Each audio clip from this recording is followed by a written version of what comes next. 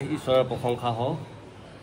সৰ্বপ্ৰথমে সৃষ্টিকৰ্তা ঈশ্বৰক কোটি কোটি বাৰ সেৱা আৰু ধন্যবাদ জনাইছোঁ। লগতে আমাৰ মহান গুৰু পিতাইক কোটি কোটি বাৰ সেৱা জনাই গুৰু মাতাকো মোৰ সেৱা জনাইছোঁ। লগতে আজি এই বিশ্ৰামবাৰীলৈ অহা সমূহ দাসদাসীক মোৰ সেৱা জনাইছোঁ।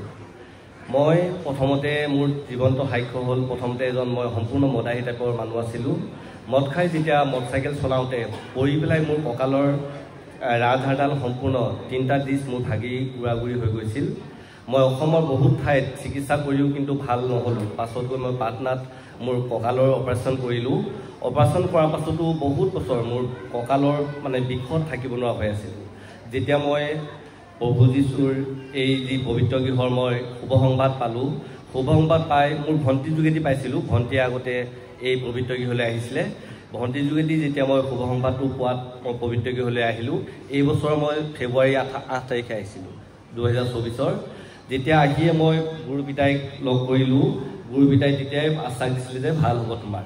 মই সেনেকৈ এতিয়ালৈকে মোৰ 4 মাহ হৈছে অহা। মই যোৱা দুটামান সপ্তাহৰ আগত আহিছিলোঁ আকৌ মই বিশ্ৰামবাৰত। তেতিয়া গুৰু পিতাইক কৈছিলোঁ, গুৰু পিতাই মোৰ কঁকালটো খুব বিষ হৈ আছে। গুৰু পিতাইক তেতিয়া ঘপকৈ তাতে মোক হাতখন লগাই দি ক'লে যে ভাল হৈ যাব। সেইদিনাখন পাই মোৰ কঁকাল বিষটো আজিলৈকে নাইকিয়া হৈ গ'ল। মোৰ জীৱনটো সাক্ষ্য হৈ গ'ল।